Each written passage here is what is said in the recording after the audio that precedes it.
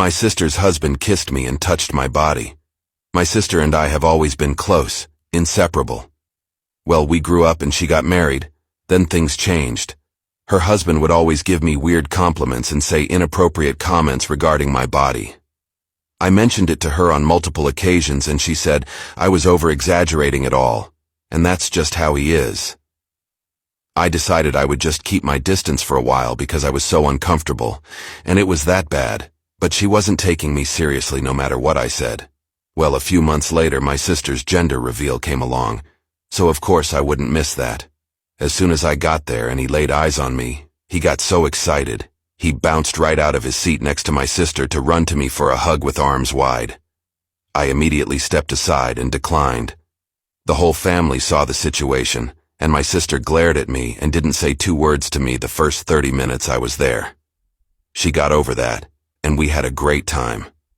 Towards the end of the shower, most people were leaving, but I stayed behind to help my pregnant sister clean up a bit. She then sent me upstairs to get her fluffy slides, as her feet were hurting. Little did I know at the time, that was the moment that would forever change our relationship. I went to get the shoes, and her husband was in the bedroom. As I entered, he made his usual distasteful comments that I ignored. Well, I guess he didn't like that anymore, so as I was just about to walk out the door, he rushed to the door and closed it, forcing his hands all over my body and kissing me. It all happened so fast. I was so disgusted and shocked but managed to punch him and get out the door and ran to get my sister. I explained everything to her, thinking she would be on my side, as I had been telling her about him for months, almost a year. Boy, was I wrong. As I'm telling her what happened, he come downstairs screaming and came up to her saying I wanted him to touch me, and when he didn't want to, I got mad. I couldn't believe what I was hearing, but my sister did. She started yelling at me saying I was a puss, that I'll never have her man, and more. By this time, the remaining guests had gathered around. The betrayal I felt at the moment was unbelievable. I just blurted out and told my sister to flick herself, and that she's a horrible person for allowing him to do this to me. I even said she's a bad mom if she allows her child to be around him, as he's an assaulter. I left and haven't since spoken to her, but she's all on Facebook posting like I'm the bad person, saying I caused her stress. He's an assaulter. I left and haven't since spoken to her, but she's all on Facebook posting like I'm the bad person, saying I caused her stress. So basically, am I the a-hole for telling her what she needed to hear? Cousin falsely accused me of SA. Now my family is finally contacting me after almost 10 years. 2 of my sisters texted me later that day, pretty much saying that I'm disgusting, and then blocked me. I know it's weird, but after that call, I went to have a long shower. To this day, I still don't know why I did that. After calming down, I started calling and texting everyone, even E. No one answered, and the ones who hadn't blocked my number by then quickly did so. The only thing I heard back was from my father, who texted me to stop contacting them, and that they need to heal. That was 9 years ago, and I haven't spoken to anyone in my family since that day. To say this flicked me up is an understatement. I was living in a haze for weeks after that, and hardly ate at all. It didn't help that this was right before I was supposed to defend my bachelor's thesis and was already stressed out. Luckily, my co-writer said something was up and saved me by controlling the conversation so that I got the easy parts. Without him, I would have failed. Needless to say, no one came to my graduation. Then started the worst period of my life. I spent the first year expecting the cops to knock on my door and arresting me for sexual abuse. I didn't land any jobs, just living off my saved money. I drank a lot and did oxy. I also grew resentful and violent. The only reason I didn't hurt anyone is because no one was around. My neighbor called the cops on me once after I had smashed a glass. But I managed to convince the officers that I had just dropped it, and they went away since there were no others inside my apartment. Instead of sleeping, I spent my nights planning how I could hurt E and make sure no one ever found out. Even thinking how I could actually do the things she'd accuse me of, but much worse.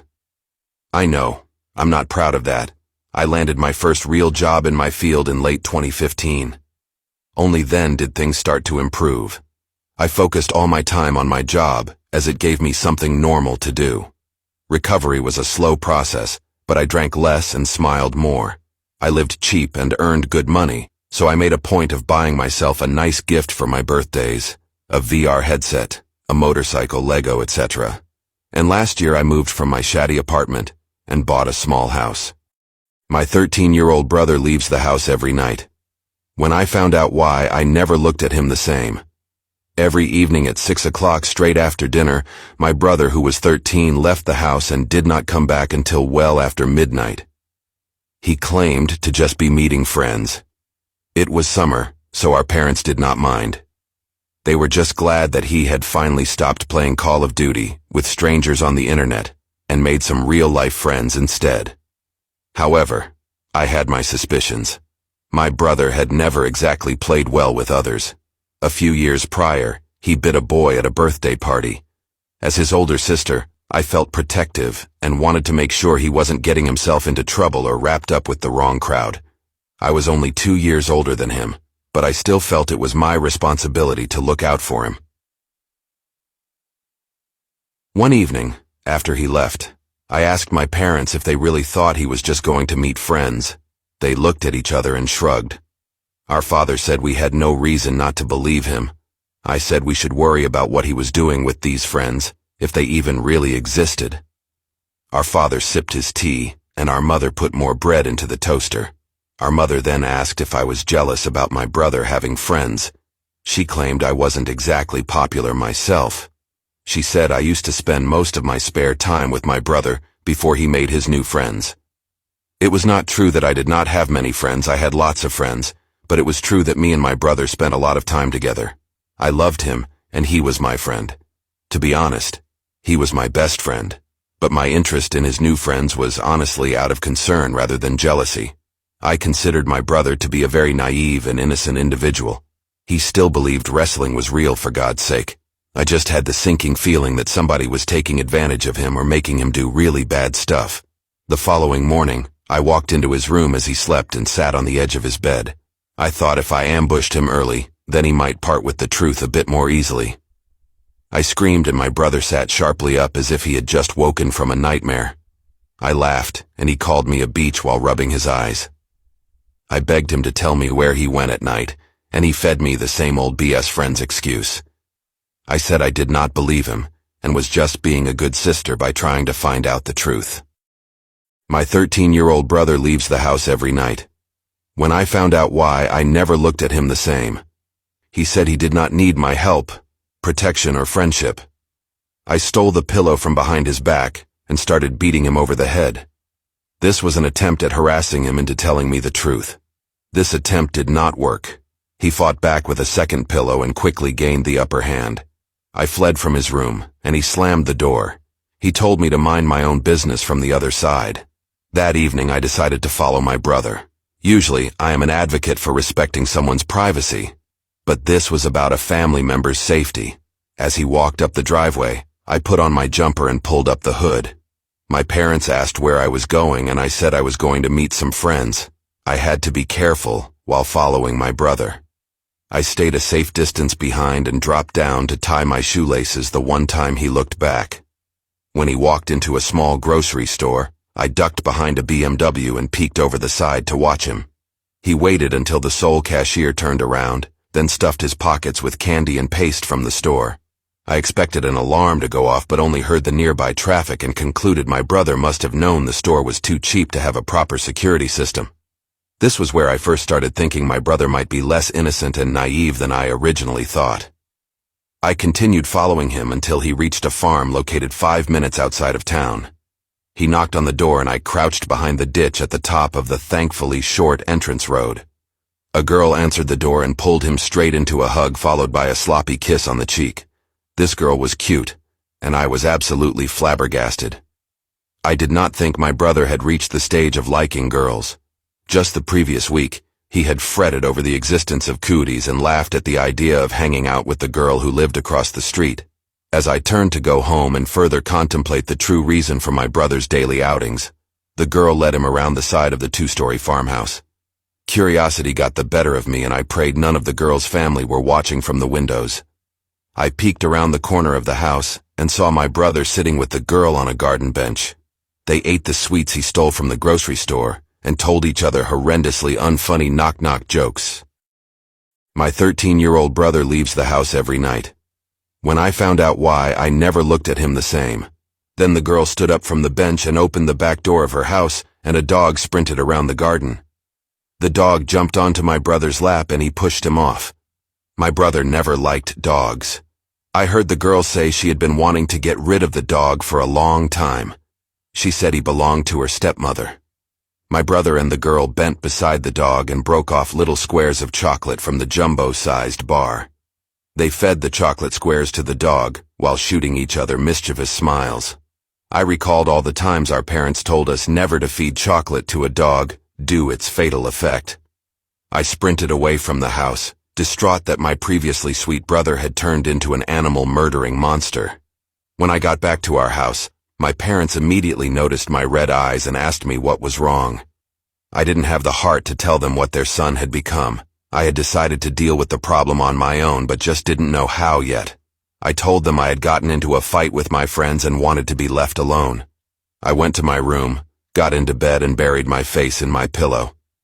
I was woken the following morning by my brother knocking on the door. He sat on the edge of my bed and sighed. Our parents had told him I was upset and sent him to comfort me. He asked me what happened and who were these supposed friends that had upset me. I sat up to yell at him and call him a murderer. I was about to call him all the nasty names under the sun, warning him to never go near that girl or her house again. Then I realized that was only going to drive him further into her psychotic grasp. I told my brother to mind his own business and leave me alone. He mumbled something about me getting more dramatic with every passing day and left my room. I came up with a plan to get my brother away from the bad influence farm girl without him ever knowing my input. Some internet research revealed it was only the girl, her father, and her stepmother living at the house. The girl's name was Emmer, and I thought that was an ugly name. An hour later, I was back at the top of the Emers laneway. I watched the house for 40 minutes, pondering the best way to execute my plan. Then her dad and stepmom got into their car. I pretended to be a stranger out for a stroll and waved as they drove past. My 13-year-old brother leaves the house every night. When I found out why, I never looked at him the same. When their car had turned the corner, I walked up the laneway and knocked on the door. Emer answered the door, and I walked straight past her into the living room. She asked me what the hell I thought I was doing, and I sat down on her couch. She threatened to call the police, and I said I would tell her father and stepmom the truth about the dog, unless she did exactly what I said. I instructed the girl not to speak to my brother or even look in his direction again. I instructed her to block his number and ignore him if he ever approached her when school started back up. The girl nodded meekly and told me she was sorry for everything. She said the dog had bit her, and I said I did not believe her nor care. Back at my home, as I ate dinner with my family, I felt proud of myself. I had successfully looked out for my little brother. Us being able to be friends again was also a nice bonus. I imagined he would be heartbroken over losing the girl, but I knew it was for the best in the long term. Besides, he was 13. It couldn't have been anything more than puppy love. Then, after dinner, much to my confusion, my brother put on his coat and said he was off to meet his friends again. I chased him up the driveway and asked if he had heard from his friends today. My brother turned around and laughed in my face. Some of his spit landed on my nose. My brother said he no longer considered me his sister. He said it would be my word against his and the girls about what happened to the dog. He warned me to never go near her again, or else I'd see a side of him that I would not like. I didn't know what to say. Ever since then, I looked at him with disgust, wondering how he could do the horrid things he was doing. He would leave at 6 o'clock for about the next 2 months almost every night, and my parents never suspected a thing. I decided to leave it alone because I actually feared him. If he had the heartlessness to cow that dog, who knows how dangerous he really could be. As soon as I left for college, I made a vow to myself that I would never try and see my brother again. I've stayed true to that, even if it means missing family events that he would be at. Sometimes my parents argue with me about not showing up, but I just tell them that my brother knows why, and you will just have to get it out of him. I don't think they actually have yet, or he probably would have tried to frame me for that thing he did so long ago. It frightens me that he could have done so much more by now. But I'm not really afraid of him anymore. I have a big, strong husband now that I feel can protect me and our 2-year-old. My sick brother is no match for him. Of him anymore. I have a big, strong husband now that I feel can protect me and our 2-year-old. My sick brother is no match for him. Am I the a-hole for telling my boyfriend that I don't want to take care of his son anymore? My boyfriend has a son who's 6. When we started our relationship, he was 2. His mother didn't want me to be involved in the care of their child, and she and I have never really seen eye to eye. In the beginning it went really well and his son was here every other week, but the older he got, the less time he was with his mom, and he's with us 100% now since his mom was arrested a year ago. In the beginning we divided the chores and childcare equally. 4 months ago my boyfriend got an opportunity to work on 3 projects, which could lead him to a big promotion. He's always working late, either from home or in the office. I've been doing all the chores and childcare since then. I cook, clean, get his son ready in the morning, and drop him off at daycare. The only thing my boyfriend has to do is get his son ready for bed. I told him last Friday that from Monday on I won't be doing childcare anymore. He got angry. He said that we're a family and we need to support each other.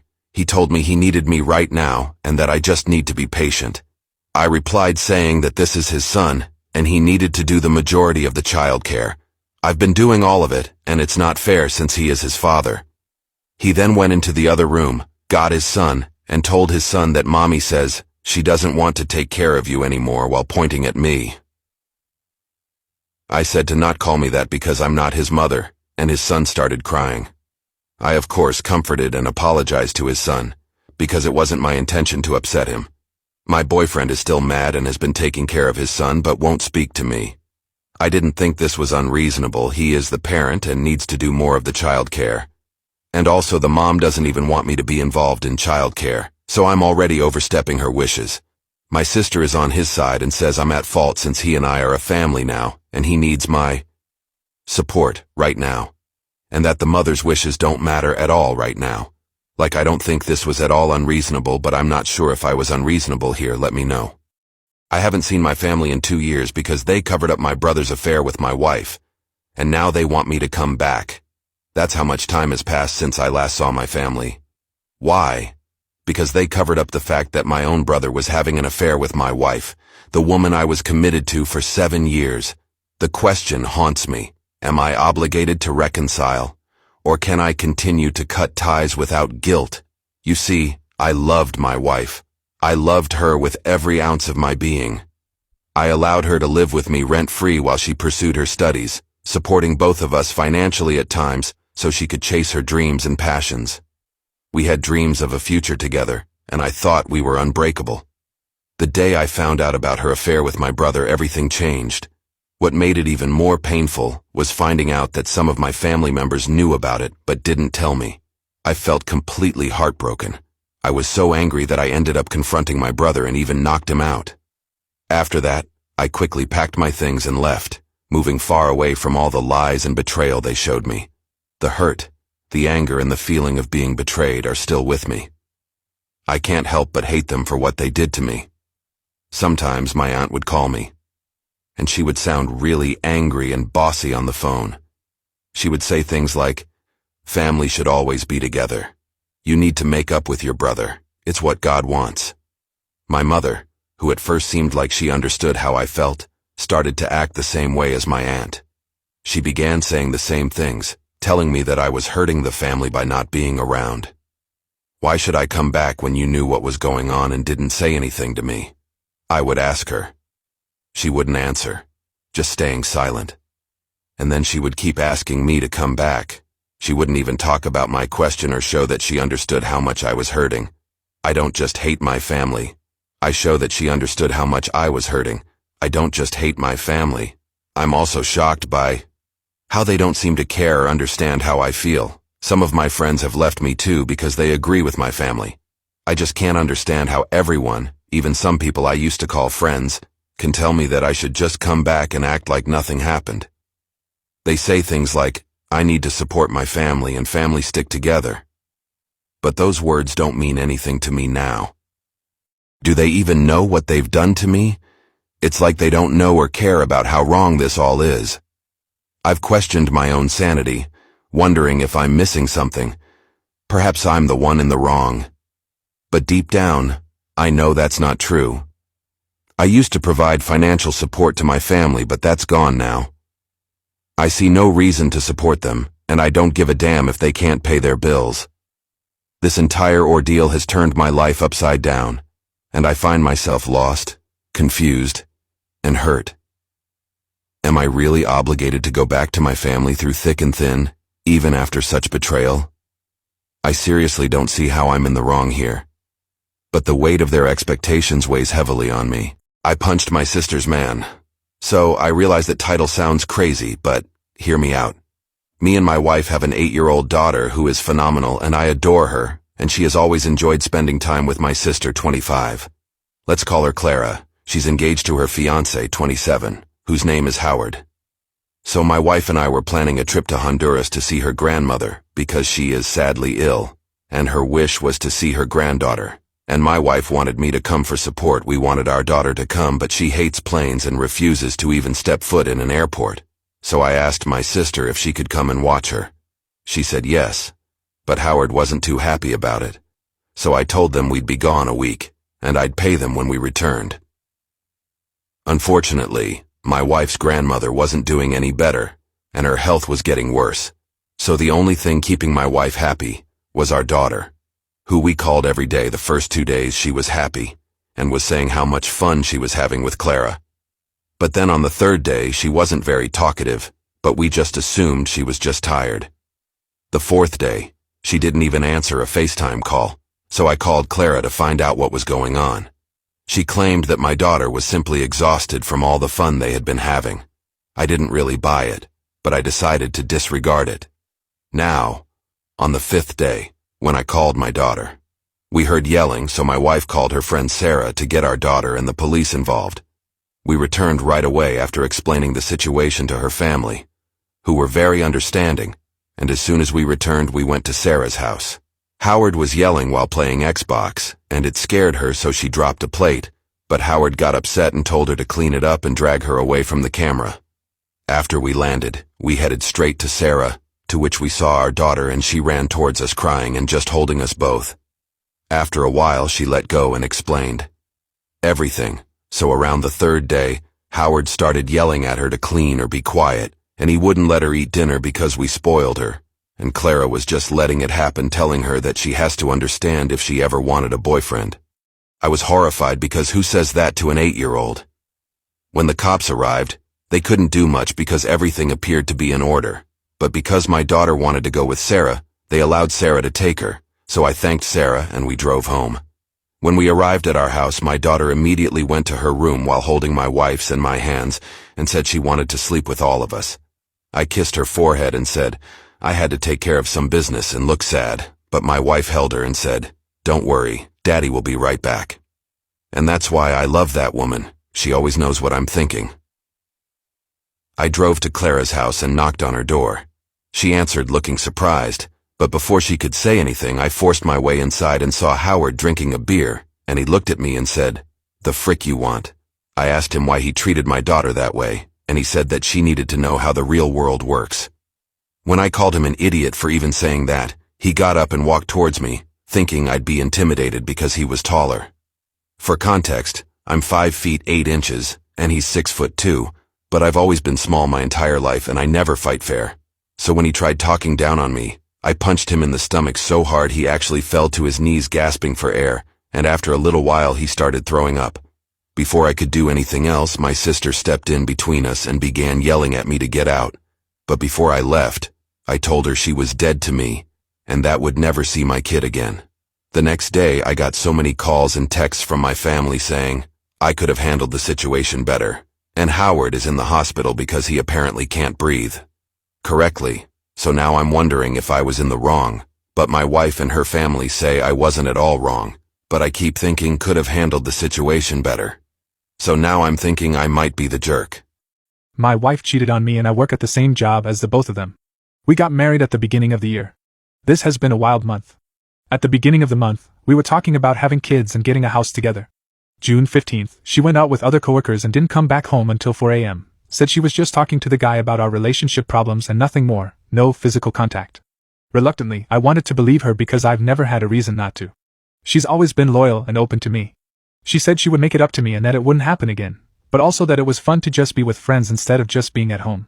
She brought up couples counseling and for me to look up a counselor, which I did 2 days later. She goes out again and this time doesn't come home until the next day. I was already livid at this point. She played on my trust before she left, which was the worst mistake I've made. When she came back home, she said she was moving out and that we needed to be separated to have time to think before I made a rash decision so quickly. Out of respect for the workplace, we agreed to try to keep this under the rug at our job. We are usually very close at work and we did everything together, like eating lunch and coming to work together in the same car. Now we keep our distance and don't even look at each other, so people are catching on. It takes every ounce of my willpower not to tell people why I look gaunt and pale because I'm not eating. People are asking me why I started smoking again. I can't bear to be stronger any longer. I see nothing but rage when I see him at work. I feel nothing but worthlessness when I see her. She's already moving in with the guy. I don't know how much more of this I can tolerate. I want to seek help, but I'm too scared about losing my job and not being able to pay my bills. That is all. I am not going to your braless wedding. I have been breastfed since I turned 9 and am currently AF cup. My sister, 23, has always been small-breasted, a cup, and rarely wears a bra as a result. She's always been jealous, of course. Last week she announced she got engaged, and I am her maid of honor. I was thrilled. Then I got her invitation and was shocked to see she wants the wedding to be child and bra-free. When I asked what that meant, she said she got the idea from child-free weddings that made adults more comfortable, so she thought a bra-free wedding would be even more comfortable.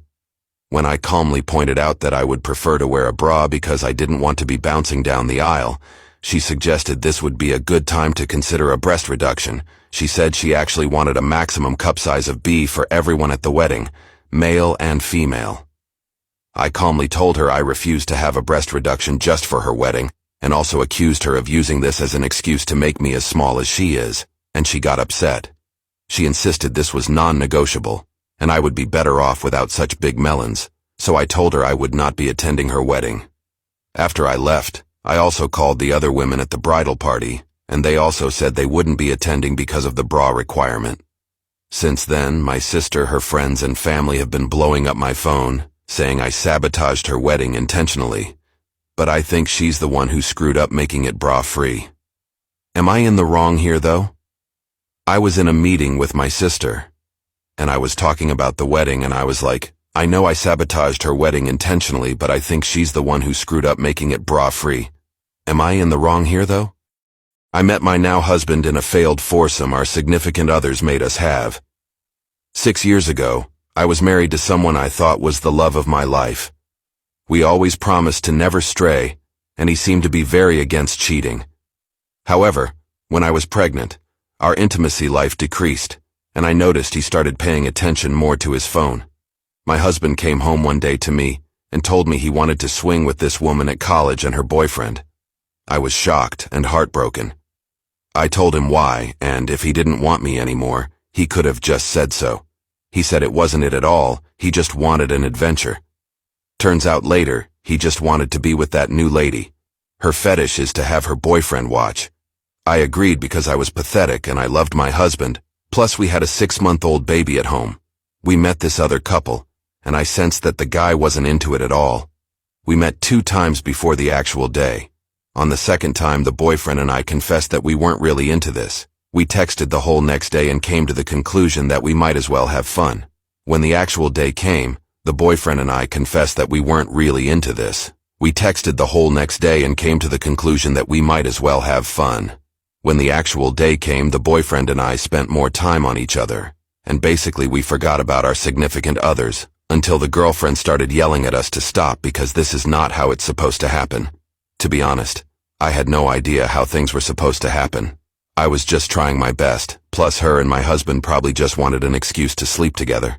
My husband wasn't happy either, and he started accusing me of cheating. I asked for divorce there and then. Have you ever asked for divorce naked in a foursome? Next day the boyfriend asked me out and I said yes. We resumed what we started the previous day, and it was electric. I have been with him ever since, married for 4 years. We try to avoid the "how did you guys meet" question. Sometimes we say through mutual friends. I'm so tired of living paycheck to paycheck. For context, I'm a 21F living on my own in California where everything is crazy expensive. I had to give up a lot of things including college when my father abruptly sold our home, moved away and sent me off on my own over a year ago. I have worked since 15 and always considered myself very independent. I currently work one full-time job and one part-time. I work 6 days a week, usually 7 shifts. I never have time for anything, nor money to even go out to dinner. My rent and car payment take up most of my checks, so gas and other essentials suck up the last of them. I have had $0 in savings since the move and honestly feel like I'm drowning. Most of my friends still live at home, or with a partner splitting the bills. So no one really gets how hard this is on me. My friends always invite me out, but I seriously can't even afford to go out even though I'm 21. You would think working 6 days a week I would have something to show for it, or money to put in my savings or go on little trips, but I am barely paying my bills. I've maxed out my credit card and really don't know what to do. My main job pays decently well and has full benefits, so I really don't want to let it go, and it's also in the field I love. But at the same time, half of me wants to move out of California and somewhere I can actually afford to live. I am a lover of nature and I can never even spend time outdoors. I constantly feel exhausted, and I don't have a support system to fall back on in case things go wrong. I had so many goals when I was younger, and now my biggest stress is simply keeping a roof over my head. I am tired of this. Working to live or living to work? I am tired of this. Today I messed up by learning sign language. The guy my mom's dating is deaf. Little did I know that secretly understanding sign language would expose me to disturbingly intimate conversations between my mom and the new man in her life. My mom's been involved with this new guy for a few months now. To be fair, enough time has passed for me to stop referring to him as the new guy, but he's not my dad, and I guess that will always make him feel like the new guy. According to movie logic, I'm supposed to hate him for trying to replace my father or whatever. But the truth is, I like him. I like him so much that I've been learning how to use sign language to improve our communication because new guy happens to be deaf. He can read lips, which is how I've been communicating with him. My mom didn't waste any time learning sign language at the beginning of their romance, and she's at the point now where she can have full conversations without using her voice. I was really proud of her, and so was new guy. I'm not on their level yet, but I've had enough practice to follow a conversation that's not too complicated. My plan was to surprise new guy on his birthday, which is 2 months from now, and wish him a happy birthday as well as officially welcoming him to the family in sign language. However, I never factored in the amount of dirty talk my mom and new guy were having in sign language. Not knowing that I can understand them, my mom and new guy have gotten disturbingly comfortable exposing their intimacy life in my company. It didn't matter if we were at the dinner table or watching TV. I would constantly catch so many dirty descriptions being communicated between the two of them. They are worse than horny teenagers, and I should know I am one. 17-year-old son should ever witness his mother use her fingers to demonstrate how wet her vey is. It's gotten to the point where I'm no longer willing to wait until new guy's birthday to make it known that I can understand sign language, because holy if I need my eyes to not see this crap anymore. This is an ongoing F up. My mother-in-law shows her true monstrous colors. My husband is quite literally the man of my dreams, and I have an amazing life with him now. My parents and the rest of my family love him. I'm Native American and have a really big family, and he comes to family events, holidays, cookouts, etc. And I haven't heard a single member of my family say they didn't like him. My husband's family is very small. Other than his parents, he has one brother, his wife, and their 2 kids. His brother and his family live multiple states away, so we only see them around the holidays, and they don't really have much, and his family live multiple states away, so we only see them around the holidays, and they don't really have much extended family. So the only members of my husband's family I really see are his parents. His parents are the stereotypical white conservative small-town Christians. My husband is no longer religious.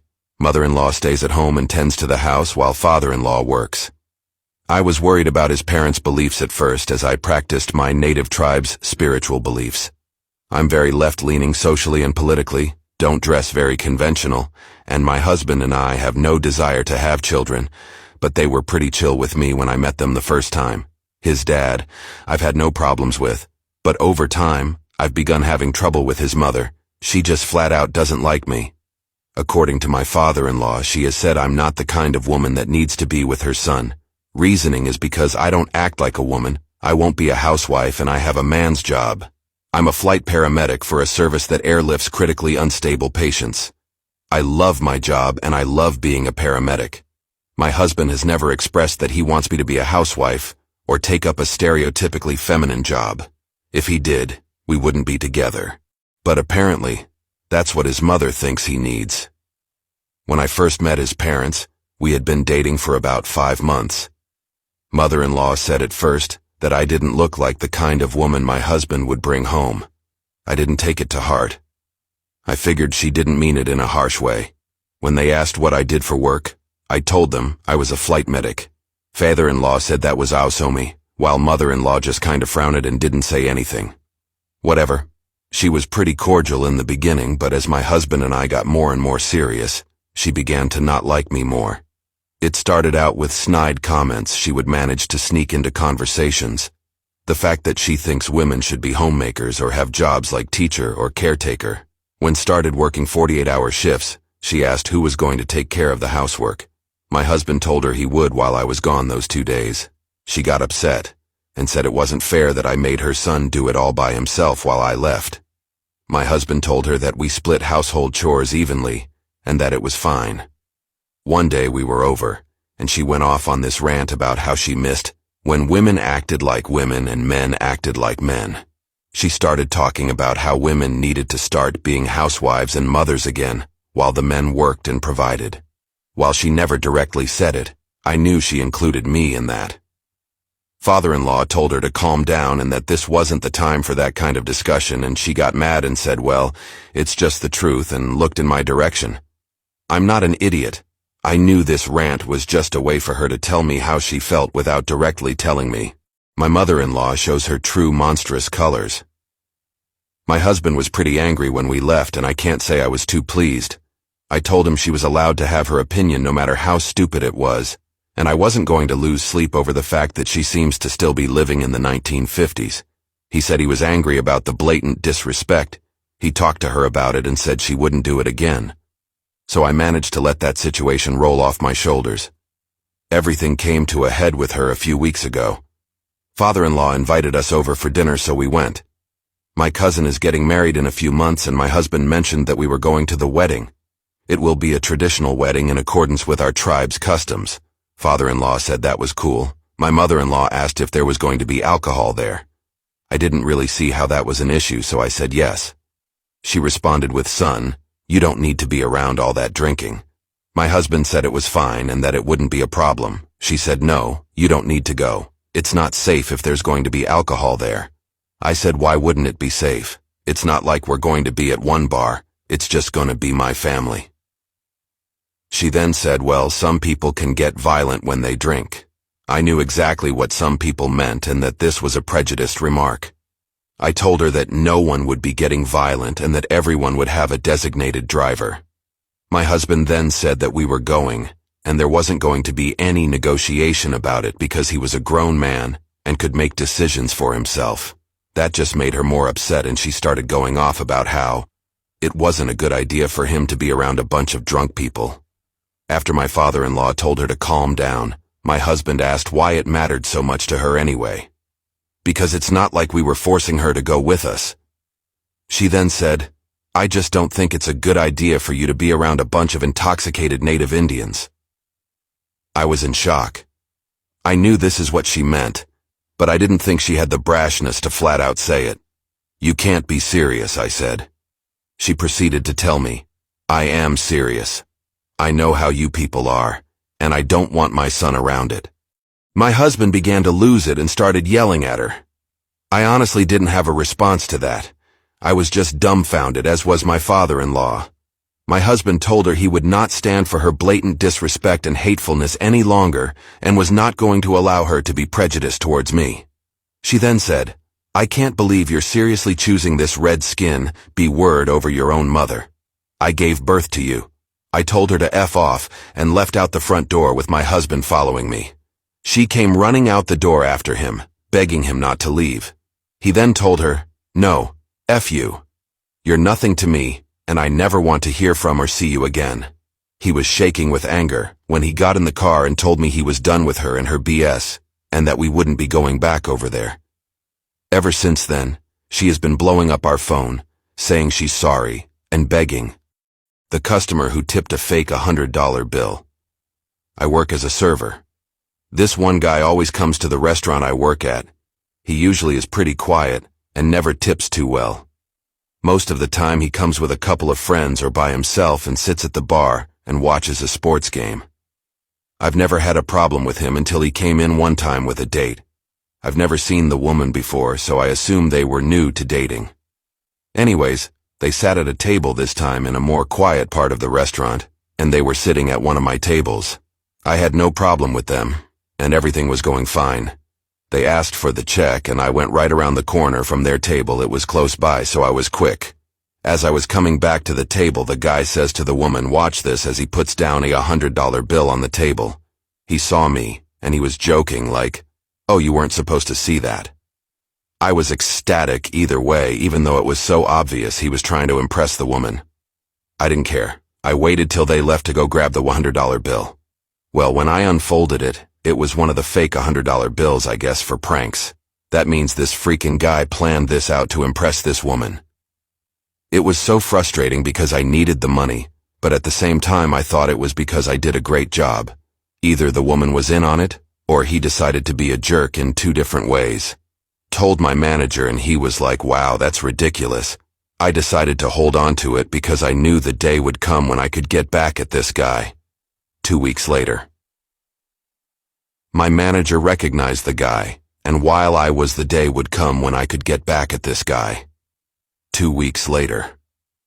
My manager recognized the guy, and while I was working at the time, I was in a different side of the restaurant which was already full. My manager found me and asked if I wanted that customer's table as well, and told me he was with the woman from last time. I often joke with my manager about throwing the fake $100 back on the table in front of that woman if he ever came back to embarrass him. I thought to myself, yeah, I may be busy already, but I also thought, sure, what's one more table? Told my manager absolutely, no problem with a smirk on my face. Before I went over to their table, I ran out to my car to grab the fake $100 that was sitting in my cup holder for this exact moment. I got to their table and they instantly recognized me. The woman seemed normal, but the guy looked like he was nervous. I pretended nothing happened all the way until I got their check. When I brought the check back, I placed it down on the table, as well as the fake 100, but left it unfolded so the fake part was showing.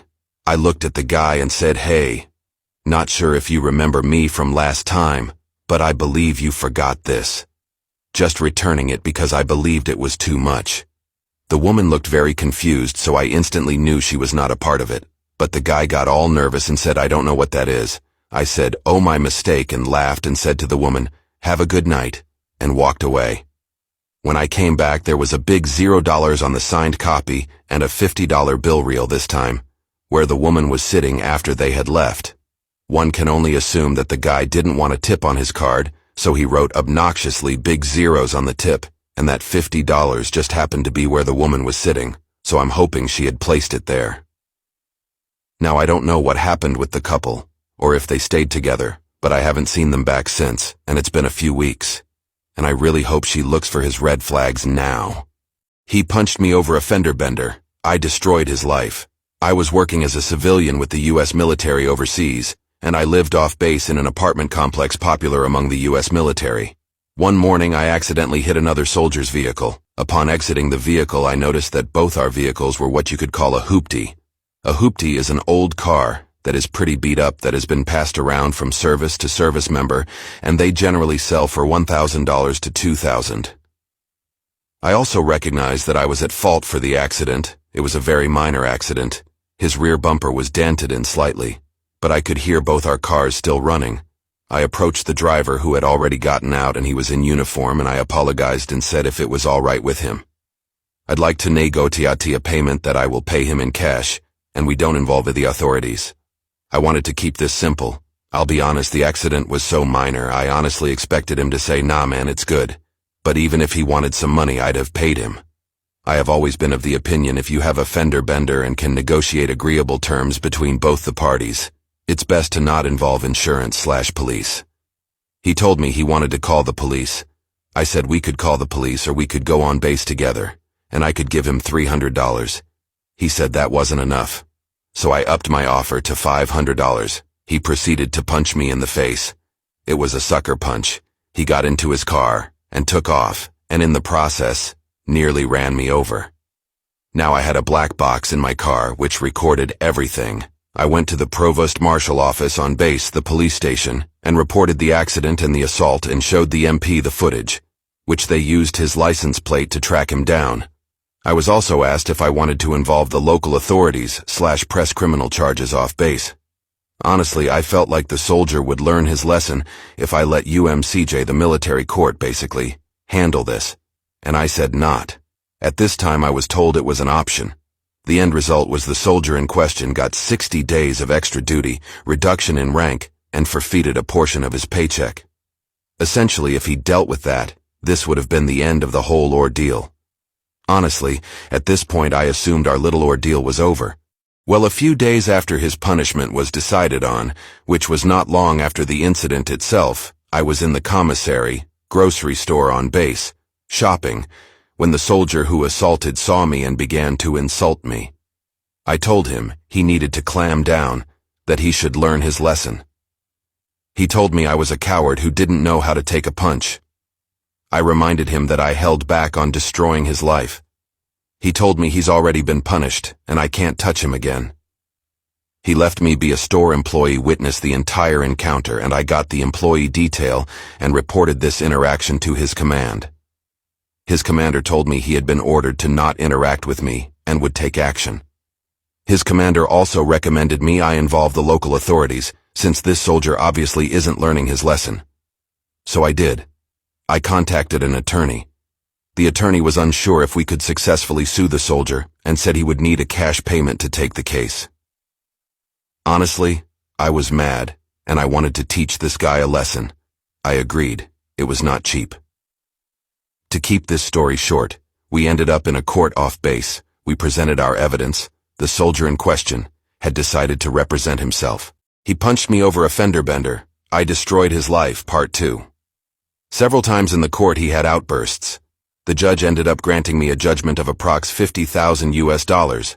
When the judgment was given, the soldier called the judge a son of bitch and that the army would cover for him.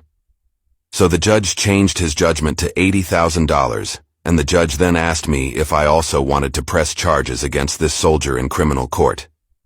Honestly, it was obvious this guy wasn't going to learn a lesson. I told the judge I wanted to pursue criminal charges in addition to the judgment. My lawyer later advised me that if I ever wanted to see the money, I should persuade an international hold. With my judgment, it's likely that a judge would grant me an international hold. An international hold is basically where this soldier would not be allowed to leave the country until I was paid my $80,000. Also, he told me that according to the agreement between the U.S. military and the host country, the U.S. military would honor the international hold. Basically, the U.S. military would not protect him or move him out of the country to avoid punishment. Honestly, by this point I had paid my lawyer thousands of dollars, and I honestly didn't feel like paying thousands of dollars and getting nothing for it. So I said yes, I want to go forward with the international hold. About a month later, the international hold was granted, and the U.S. military was informed of this. 2 months after that, the criminal case was over, and the soldier was sentenced to 90 days in jail. By this point, the soldier had been moved onto the base into his barracks by his commander. I remember the day I was informed the MPs handed him over to the local authorities to begin his 90-day jail sentence. Did I mention he still owed me $80,000? I heard nothing for a year, and then one day I got a call from his commander. His commander wants me to make a statement regarding the case. I go in and make the statement. During the statement, I found out the U.S. military was in the process of chasing the soldier out of the U.S. military. The commander also informed me that he was close to coming up with the money to pay me so he could have the international hold lifted. The commander also asked me if my lawyer would be willing to make a statement. I contacted my lawyer, who also made a statement about the facts of the case. A few weeks later, his ex-wife contacted me. When this all started, I knew he was married. Guess his wife decided to divorce him. She informed that his ex-husband had the money and needed the details on how to pay me. I provided her the details, and a few days later, I got the payment and contacted his ex-wife to inform her I had been paid. She then asked me to send a receipt so he could have the international hold lifted and returned to the States. I asked her how he got the money. She said he maxed out his credit, and also had family help out. Also during this conversation, I had found out the army had chaptered him out of the military. I sent her the receipt and that was the last I ever heard from his side. My wife admitted to abusing our estranged daughter after denying it for over 20 years, and I have no idea what to do. I admittedly have not been the greatest father. I drowned myself in work throughout my children's childhoods and was not always present, though I did try to be as much as I could. My wife and I have been married for over 30 years, and we have 2 children, a 30-year-old son and a 29-year-old daughter. We were high school sweethearts and have an incredible marriage. She is the love of my life. She has been a stay-at-home mom/wife for most of our marriage. Our son lives at home with us, while our daughter, on the other hand, is estranged from us and has lived out of our home since she became an adult. My daughter and my wife have always butt heads like animals. It was extremely difficult being between them and trying to mend things. They just could not get along. My daughter has accused my wife of physical, emotional, and verbal abuse pretty much. As long as we can remember, we had even attended family therapy when my daughter was in middle school, but the therapist determined that my daughter may be making things up for attention. This was also always furthered by the fact that our son has absolutely no issues with his mother. It is just our daughter. My wife is a strict woman, and I've had to have talks with her about reeling it in quite a few times because she could be quite harsh on the kids, but I have never seen or heard her abuse my daughter. Just the typical fights between parents and children. Chores, bad grades, smoking pot, dumb stuff that every kid does. My daughter claimed that my wife was physically abusive, slapping her around, throwing things, and was extremely verbally abusive, calling her fat, ugly, stupid, worthless, all things that my wife denied and definitely things I believe my wife would never say or do. I defended my wife to no end, but also tried my hardest to smooth things over with my daughter. She left home as soon as she was able, citing her mother as the reason and myself as being an enabler, and pretty much never looked back. She never returned home for longer than a day visit. She officially cut us off over a year ago after a fight with her mother over the phone that I did not witness, and we have not heard from her since. My wife told me that it was over a disagreement regarding a babysitting arrangement for my daughter's child, our only grandchild. Attempts to reconcile have not been responded to.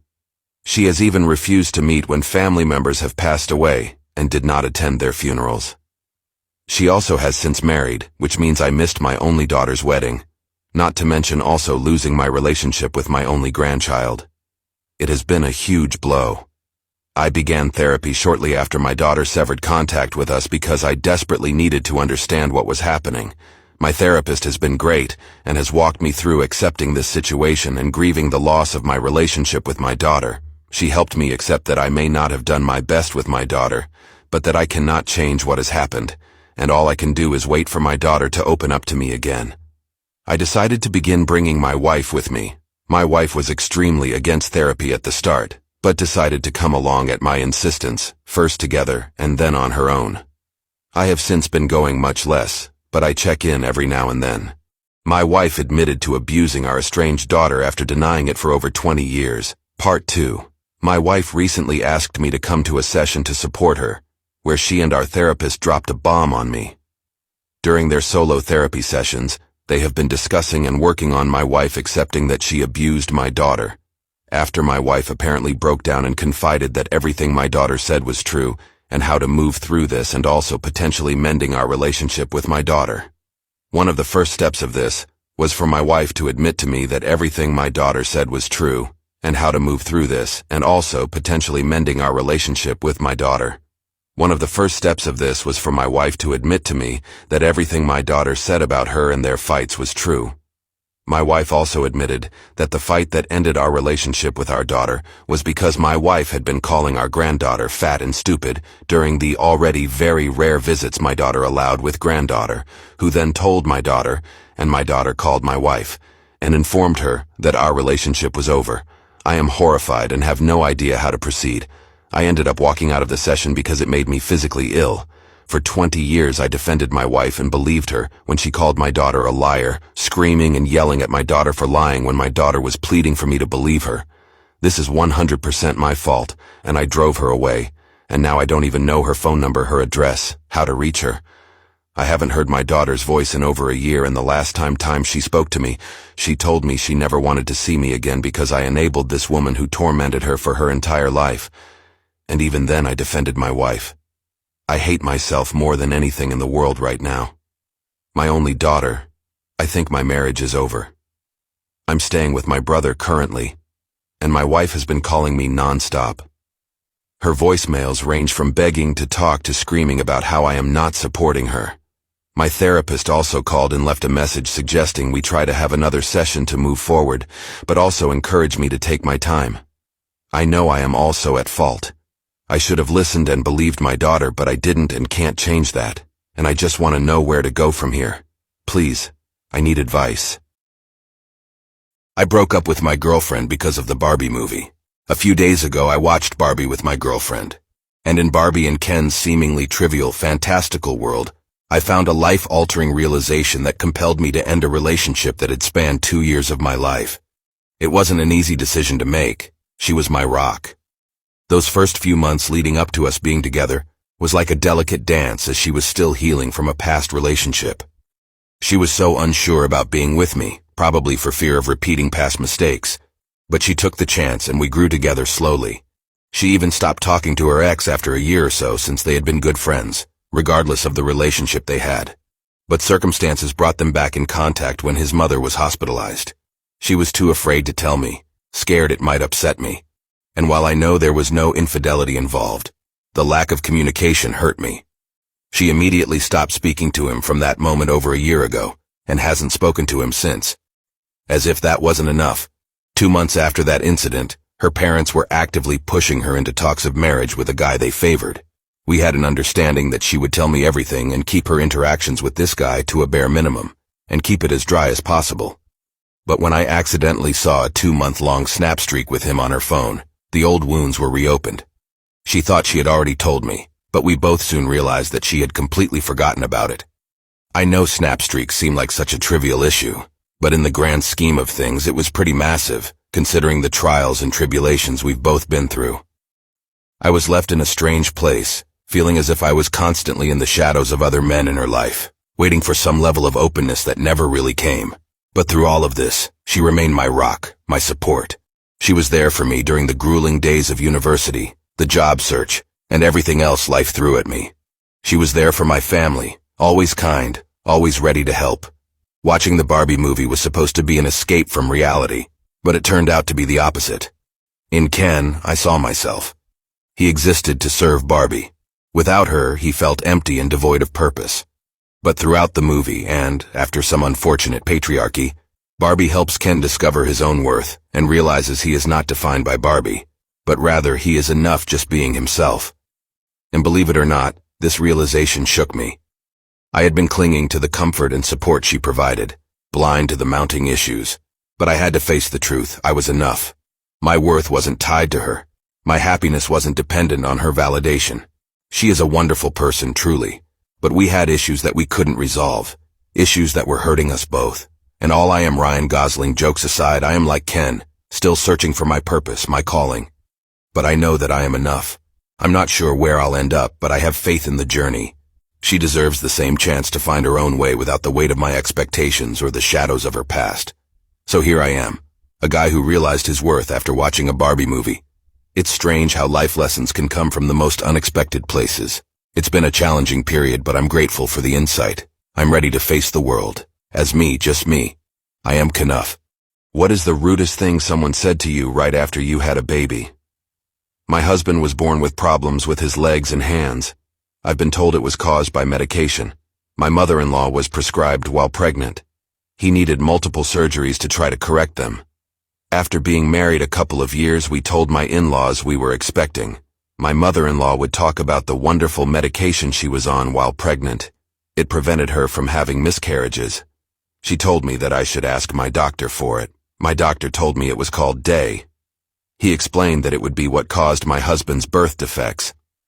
It was not mother-in-law's fault. They didn't know the side effects, and she was only doing what she and her doctor thought best. My mother-in-law kept saying I needed these pills. I explained they were off the market since the late 60s and caused birth defects. She explained her pills weren't those pills. She wouldn't have taken them. They were bad. She said my son's birth defects weren't caused by those pills. They were just something that happened. She made it sound like it was my husband's birth defects weren't caused by those pills. They were just something that happened.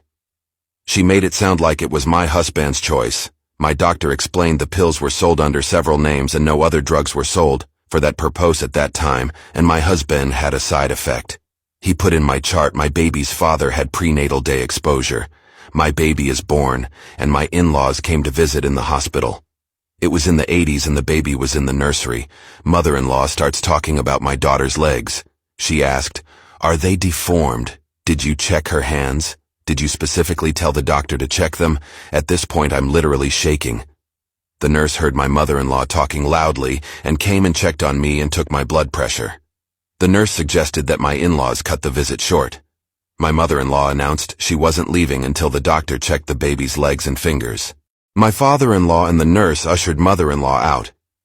When mother-in-law left, the nurse came back in and checked on my blood pressure and told me my mother-in-law would not be allowed back in to visit. When I went home, mother-in-law showed up. She mentioned she wasn't to blame for my blood pressure problem, and I better have had the baby checked. I think every special or happy occasion mother-in-law always had something to say to make it upsetting. Odd, when my sister-in-law got pregnant, she didn't mention the pills to her.